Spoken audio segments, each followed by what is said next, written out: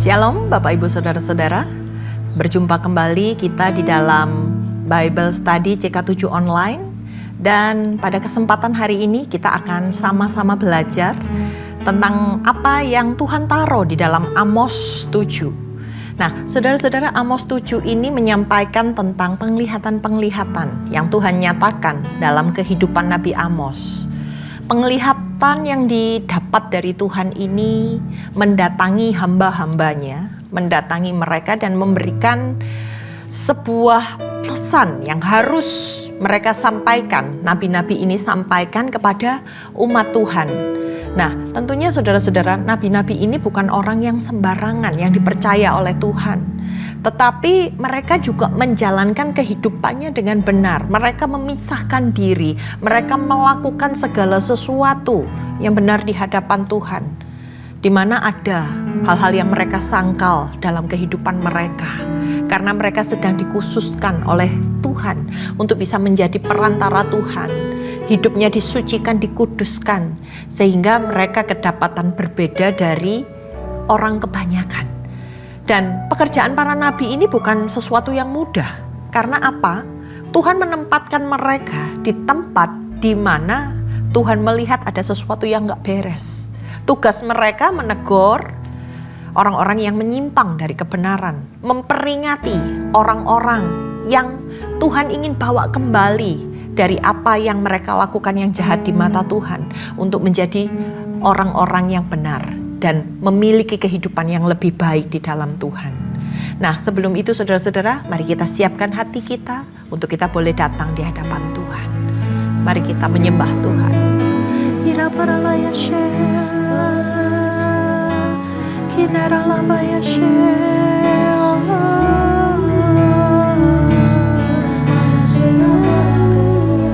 Kami bersyukur Tuhan buat segala kejadian yang ajaib dalam hidup kami.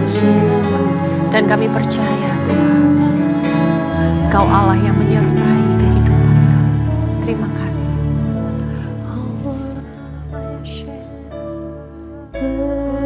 Berserah kepada Yesus, tubuh, roh dan jiwaku. Ku kasihi, ku percaya, ku ikuti Dia terus.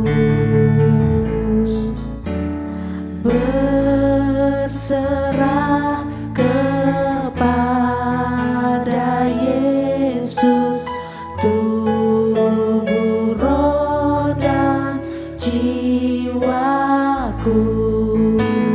Ku kasihi, ku percaya, ku ikuti Dia terus. Aku berserah,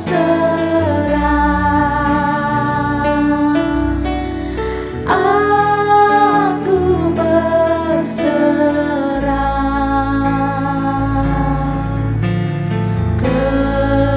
kepadamu, Juru Selamat. Aku berserah, aku berserah,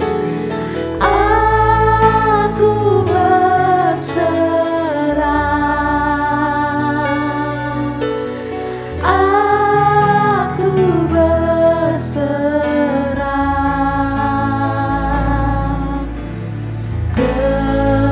kepadamu, Juru Selamat. Aku berserah.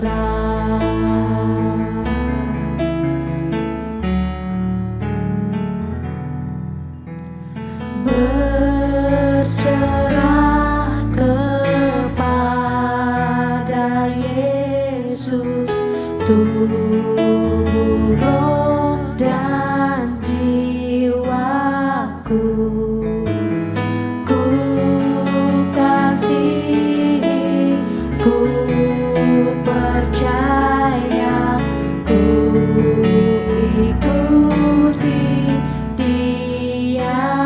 terus.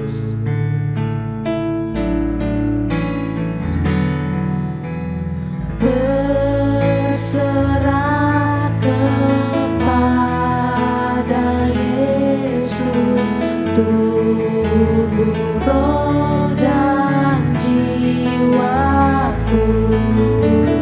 Ku kasihi, ku percaya, ku ikuti Dia terus.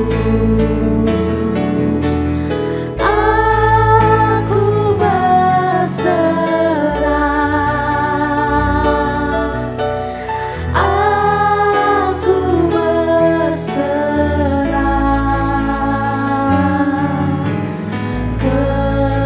kepadamu, Juru Selamat. Aku berserah, aku berserah, aku berserah kepadamu, Juru Selamat. Aku berserah, aku berserah, aku berserah kepadamu, Juru Selamat. Aku berserah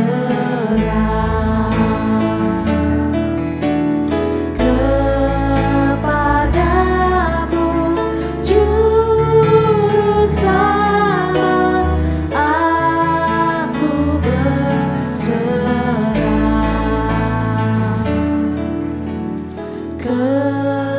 kepadamu, Juru Selamat. Aku berserah.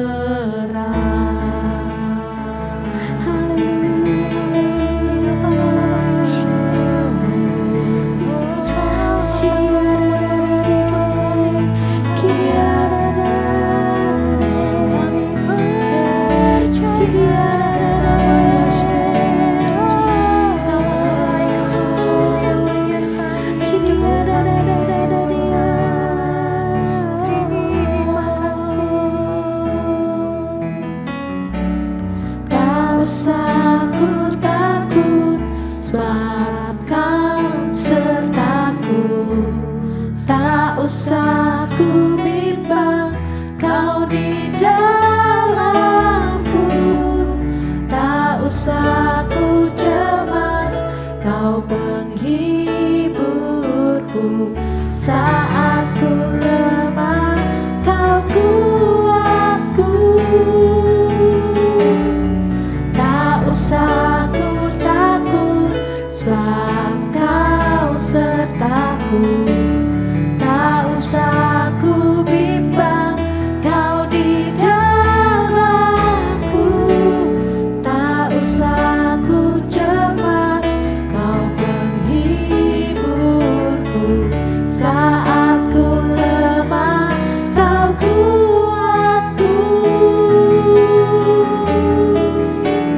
Ku nyanyi haleluya,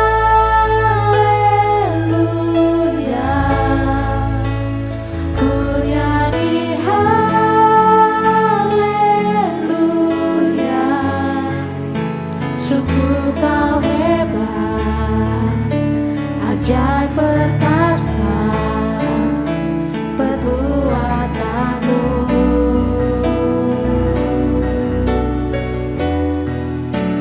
Ku nyanyi haleluya,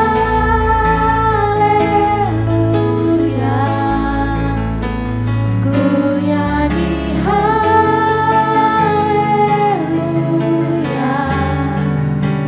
Sungguh kau hebat, ajaib perkasa perbuatanmu.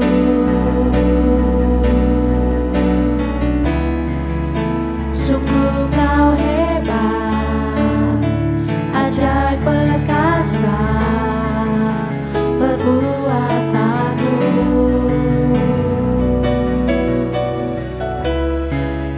Sungguh kau hebat, ajaib perkasa perbuatanmu.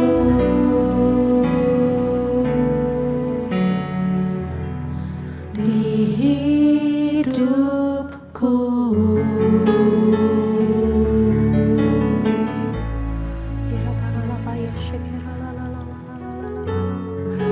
Terima kasih Tuhan, terima kasih. Tak henti-hentinya kami bersyukur buat segala kebaikan-Mu yang Kau nyatakan di dalam kehidupan kami ya Bapa. Tuhan, kalau hari ini kami sama-sama ingin mendengar, ingin mempelajari apa saja yang telah Kau nyatakan ya Tuhan di dalam firman-Mu ya Bapa, melalui setiap hamba-hamba-Mu. Izinkan kami sebagai umat Tuhan bisa mengerti, bisa meresponi. Dan kiranya ya Tuhan setiap masukan nasihat yang daripada-Mu tidak terpental dari kehidupan kami, dari pendengaran kami, tetapi bisa menjadi rema di dalam kehidupan kami, menjadi panduan kami menghadapi hari-hari ke depan Tuhan. Karena kami percaya Engkau senantiasa berbicara, bahkan sampai hari ini, untuk senantiasa menjagai setiap kami. Dan firman-Mu ini kekal abadi di dalam kehidupan kami dari masa ke masa, sanggup untuk menjadi benteng yang kuat, yang melindungi, yang menyertai perjalanan hidup kami. Terima kasih ya Tuhan, Roh Kudus Engkau yang menyinari hati kami, membuat kami bisa melihat bagaimana kedaulatan Tuhan itu sempurna atas hidup kami. Terima kasih ya Tuhan, hanya di dalam nama Tuhan Yesus, setiap yang percaya katakan amin. Baik saudara-saudara, kita masuk di dalam Amos yang ke-7. Nah di sini kita akan melihat 3 penglihatan yang Tuhan nyatakan di dalam kehidupan Amos. Bagaimana penglihatan-penglihatan ini sebagai simbol akan penghukuman Tuhan. Karena apa yang bangsa Israel waktu itu lakukan menyebabkan amarah Tuhan. Kita mulai dari penglihatan pertama, yaitu belalang. Di ayat yang pertama, pasal yang ke-7, inilah yang diperlihatkan Tuhan Allah kepadaku. Tampaklah ia membentuk kawanan belalang pada waktu rumput baru mulai tumbuh. Itulah rumput baru sesudah pemotongan rumput bagi raja. Ketika belalang mulai melahap habis tumbuh-tumbuhan di tanah, aku berkata, Tuhan Allah, berikanlah pengampunan. Bagaimana Yakub dapat bertahan? Bukankah ia begitu lemah? Tuhan pun menyesal karena hal itu. Itu tidak akan terjadi, firman Tuhan. Nah, di sini di ayat ini saudara-saudara, Ayub sedang melihat serangan belalang-belalang yang akan menghancurkan tumbuh-tumbuhan, tanaman yang diibaratkan sebagai kebutuhan pokok makanan bangsa Israel pada masa itu. Mereka perlu makanan dari hasil tanah untuk kehidupan mereka. Tetapi ketika belalang-belalang itu menyerang ladang pertanian, maka akan terjadi bahaya kelaparan yang mengancam kehidupan mereka. Tapi perhatikan saudara-saudara, ketika belalang-belalang itu Amos lihat mulai melahap habis tumbuhan-tumbuhan di tanah, Amos mulai meminta pengampunan. Amos ini nabi Tuhan. Amos bisa melihat apa yang akan Tuhan kerjakan, tapi Amos juga mewakili umat-umat Israel pada masa itu yang dia lihat memang mereka ini degil hatinya. Tapi Amos mau berdoa untuk mereka supaya Tuhan memberikan pengampunan. Dia berkata bahwa Israel ini apakah bisa bertahan karena amarah Tuhan? Karena Amos melihat begitu lemahnya bangsa Israel di hadapan Tuhan. Dan ketika itu Tuhan mengabulkan. Tuhan menyesal dengan apa yang hendak Tuhan nyatakan terjadi. Dan Tuhan bilang, itu tidak akan terjadi. Itu penglihatan yang pertama. Lalu yang kedua dikatakan, penglihatan kedua yaitu api, saudara-saudara. Di ayat yang keempat dikatakan, inilah yang akan diperlihatkan Tuhan Allah kepadaku. Tampaklah Tuhan Allah memanggil api untuk menghukum. Api itu memakan habis samudra dalam yang dahsyat dan akan memakan habis tanah ladang. Lalu Amos berkata, Tuhan Allah, aku mohon, hentikanlah itu. Bagaimana Yakub dapat bertahan? Bukankah ia begitu lemah? Dan di ayat yang ke-6 kembali, Tuhan pun menyesal karena hal itu. Ini pun tidak akan terjadi. Firman Tuhan. Penghukuman yang kedua, Amos melihat api, saudara-saudara. Yang bukan hanya menghanguskan daratan, tapi juga segala yang ada. Dikatakan samudra, lautan pun habis. Tapi kemudian Amos sekali lagi memohon belas kasihan Tuhan, supaya Tuhan menghentikan apa yang dia lihat. Supaya Tuhan tidak melakukan penghukuman melalui api. Dan sekali lagi Tuhan mau mengurungkan amarahnya. Tuhan mendengar hambanya. Tuhan mendengar nabinya. Dan hal ini pun tidak menimpa umat Israel. Kemudian penglihatan yang ketiga tentang tali sipat, atau di dalam terjemahan baru yang kedua dikatakan tali dengan pemberat timah. Jadi tali sipat itu sebuah tali, saudara-saudara, yang di ujungnya ada sebuah timah untuk menjadi pemberat. Mari kita baca di ayat yang ke-7. Inilah yang diperlihatkannya kepadaku. Tampaklah Tuhan berdiri di atas sebuah tembok tegak lurus, dan di tangannya ada tali pengukur dengan pemberat timah. Berfirmanlah Tuhan kepadaku, apakah yang kau lihat, Amos? Jawabku, timah. Berfirmanlah Tuhan, sesungguhnya aku akan menaruh timah dengan tali pengukur di tengah-tengah umatku Israel. Dan Tuhan mengatakan, aku tidak akan memaafkannya lagi. Tempat-tempat pemujaan Ishak akan dimusnahkan. Tempat-tempat kudus Israel akan diruntuhkan. Dan aku akan bangkit melawan keluarga Yerobeam dengan pedang. Nah, saudara-saudara, tali sipat ini biasanya digunakan untuk memastikan apakah tembok yang dibangun itu berdiri tegak lurus sehingga tidak mudah roboh. Dengan berdiri lurus maka tembok ini akan kuat.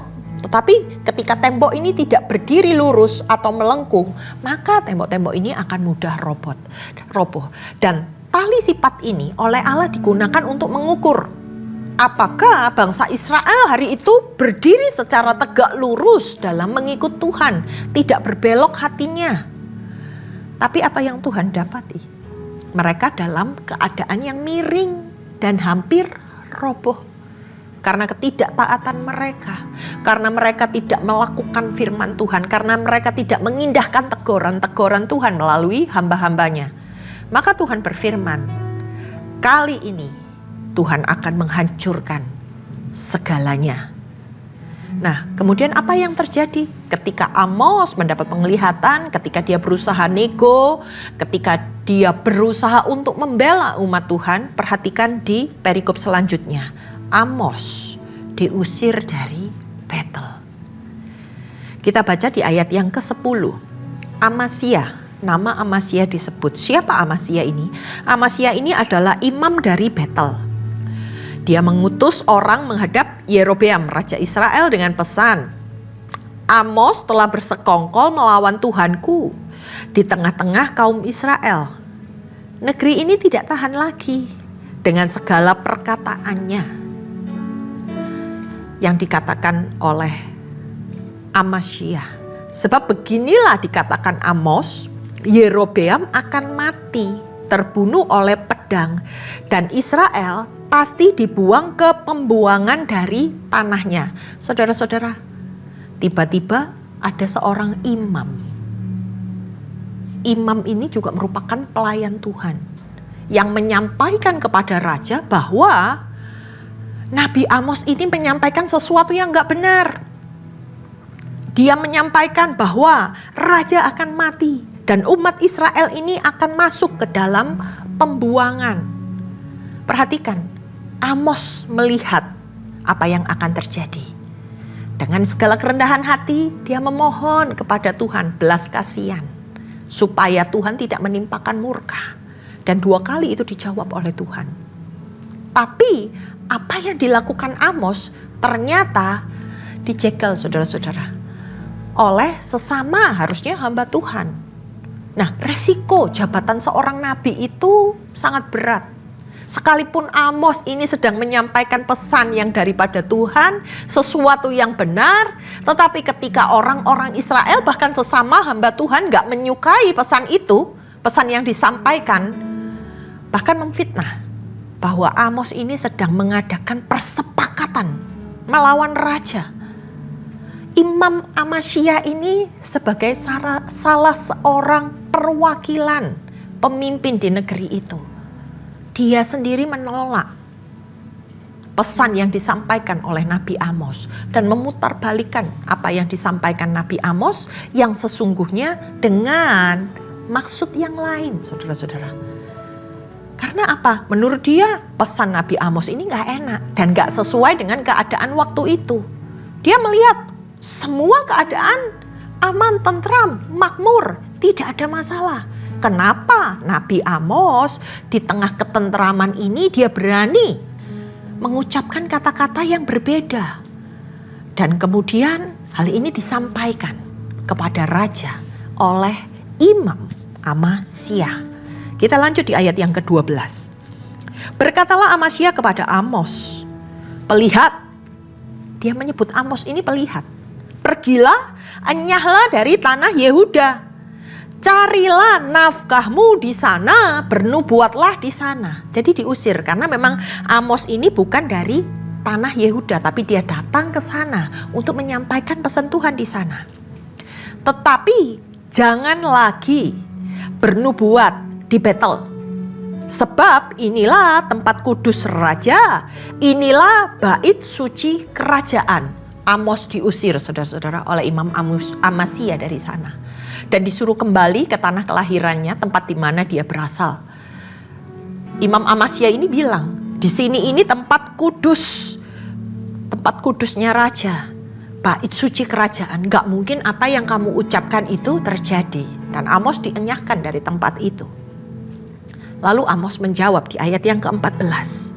Jawab Amos kepada Amasya, aku bukan nabi. Dan aku tidak termasuk golongan nabi, melainkan aku ini seorang peternak dan pemetik buah ara. Nah, perhatikan di sini kerendahan hati Ayub. Ayub bukan hendak meninggikan dirinya.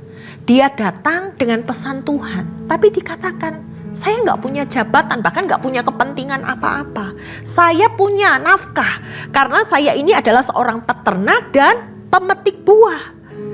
Di ayat yang ke-15 dikatakan, tetapi Tuhan mengambil aku dari pekerjaan mengembalakan kambing domba, dan Tuhan itu datang kepadaku dan berfirman kepadaku, pergilah bernubuatlah terhadap umatku Israel. Di sini Amos itu lagi menjelaskan, aku datang bukan karena jabatan, bukan karena aku gak ada kerjaan, tapi karena memang benar-benar saya diutus oleh Tuhan untuk memperingatkan keadaan kalian. Dan dalam beberapa literatur yang saya baca menyebutkan, saudara-saudara, jabatan nabi pada masa Amos itu sering dijadikan profesi untuk mencari nafkah. Makanya dia ditegur oleh Imam Amasya. Khususnya banyak nabi-nabi palsu yang datang hanya untuk bernubuat, untuk menyenangkan hati raja, supaya mereka mendapat hadiah, supaya mereka mendapatkan hal-hal yang secara materi itu jumlahnya besar. Nah, maka di ayat ini terkesan Imam Amasya ini menilai Amos sedang mencari nafkah, mencari uang melalui nubuatannya.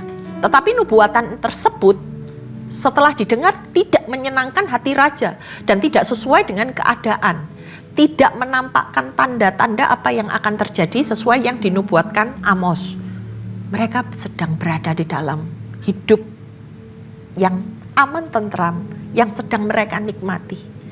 Nasihat Amos itu jauh dari apa yang mereka lihat terjadi saat itu. Di ayat yang ke-16, sekarang dengarkanlah firman Tuhan. Engkau berkata, janganlah bernubuat menentang Israel. Dan jangan melontarkan teguran kepada keturunan Ishak. Sebab itu, beginilah firman Tuhan, istrimu akan melacurkan diri di kota dan anak-anakmu laki-laki dan perempuan akan tewas oleh pedang. Tanahmu akan dibagi-bagi dengan tali pengukur. Engkau sendiri akan mati di tanah yang najis dan Israel pasti dibuang ke pembuangan dari tanahnya. Sebagai nubuatan Amos menyampaikan kepada Imam Amasya, istrimu akan bersundal dan anak-anakmu akan tewas karena pedang. Dan Amasya sendiri dikatakan akan mati di tanah yang najis. Tetap apa yang Tuhan akan nyatakan bahwa bangsa Israel akan pergi ke tanah pembuangan. Ini hal-hal saudara-saudara yang disampaikan oleh Nabi Amos pada masa itu. Memang bukan hal yang mudah ketika Amos ini menegur mereka. Bahkan ada hamba Tuhan. Di situ dikatakan Imam Amasya yang tidak peka dengan apa yang menjadi suara Tuhan, yang menjadi firman Tuhan. Bukannya ketika dia ditegur dia berjaga-jaga, tapi malah memutarbalikkan fakta. Tapi Nabi Amos bilang, segala sesuatu yang kelihatannya baik, kalau Tuhan mau membalikkan keadaan, Tuhan sebenarnya sudah mengingatkan mereka melalui orang-orang tertentu. Tetapi malah orang-orang ini difitnah. Hamba-hamba Tuhan yang benar ini difitnah dengan sesuatu yang membuat mereka menjadi pihak yang bersalah. Mencari nafkah, mengatakan perkataan yang palsu. Padahal benar-benar firman itu berasal dari Tuhan. Kalau kita baca di ayat-ayat sebelumnya, ada sesuatu yang Amos kerjakan. Dan Amos datang ke tempat itu bukan karena dia nggak ada kerjaan, tetapi dia sedang memperingatkan umat Tuhan. Saudara-saudara, bukankah hari-hari ini pun seringkali kita merasa Tuhan semuanya dalam keadaan baik, sehingga ketika kita mendengarkan teguran Tuhan, ketika kita mendengarkan firman Tuhan, seolah-olah kita berpikir ada-ada aja. Aku sedang berada di dalam kondisi yang aman, aku sedang berada di dalam keadaan yang sehat. Sehingga Anda menjalankan kehidupan dengan seenaknya. Berpikir bahwa orang itu hanya mengada-ada aja, ingin mencari keuntungan di balik nubuatan-nubuatan atau apapun yang dia sampaikan. Tapi perhatikan saudara-saudara, ketika Tuhan menegur, sesuai nggak sama firman Tuhan? Bukankah tidak ada ruginya ketika kita hidup dalam kebenaran Tuhan? Ketika kita mendengarkan sesuatu yang mungkin itu harus kita kerjakan, ada baiknya untuk kita dengarkan dan kita lakukan. Jangan mengeraskan hati terhadap teguran-teguran Tuhan. Jangan membuat hidup kita itu ada terus di dalam zona nyaman kita. Tetapi apapun saudara-saudara, di musim apapun, senantiasa kita harus menjaga hidup kudus, kita senantiasa harus berpaut kepada Tuhan. Hari lepas hari, saya dan saudara dikuatkan oleh Tuhan melalui firman Tuhan, melalui hubungan yang intim dengan Tuhan. Jangan lakukan itu hanya sebagai sebuah ibadah yang semu, tetapi lakukan itu semua karena kita mengasihi Tuhan, karena kita ingin tahu what next Lord, apa yang harus kami lakukan selanjutnya Tuhan. Supaya dimanapun posisi kita berada, apapun yang kita kerjakan, kita mempermuliakan nama Tuhan.